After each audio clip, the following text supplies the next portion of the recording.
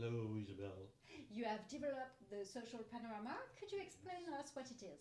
Additional tool for NLP to deal with relationships, and it's based on the idea that we create relationships by putting the images of people in the space around us. And so, and where we put them, and when we put them somewhere, we keep them there steady, so they are on that spot, and we don't change it automatically, so we have them there.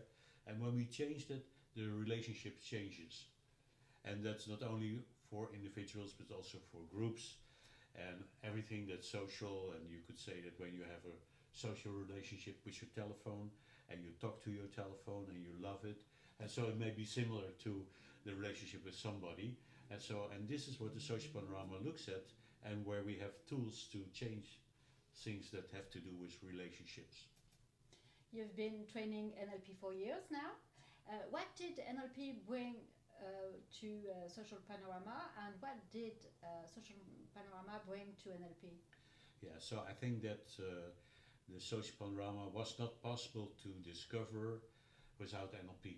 And you can say that the submodality work was the gateway to find something, a phenomenon like this. And then all the techniques that we use in the social panorama are founded on how we in NLP work with imagery and with feelings and emotions and etc.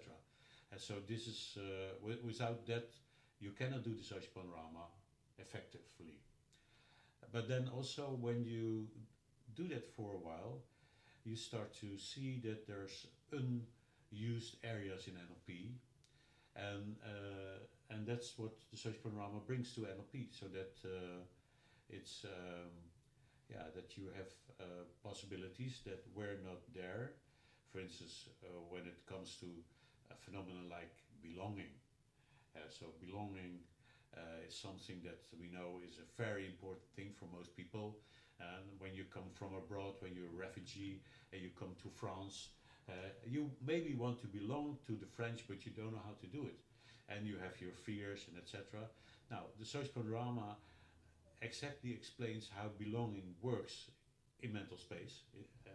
And so when you know how it works, you can just use a tool, an NLP tool, to make that people that have the idea that they don't belong, that they start to belong.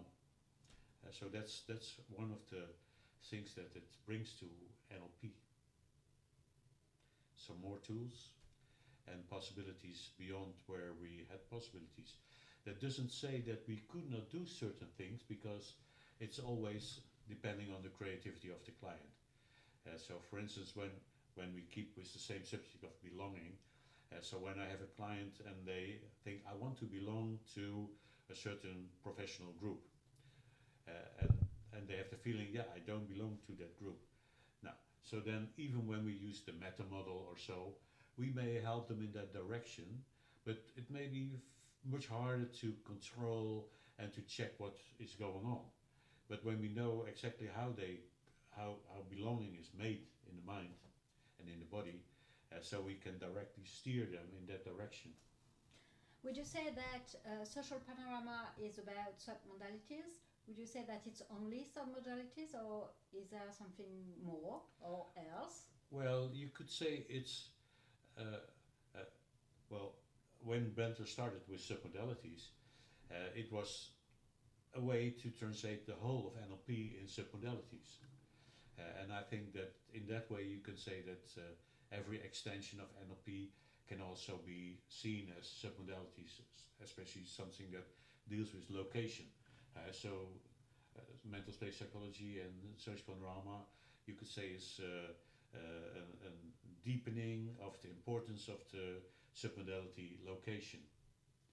But by the way that Bentler looked at it, he could not come to that so easy, because he kept submodalities as idiosyncratic, so that they were different for each and every person.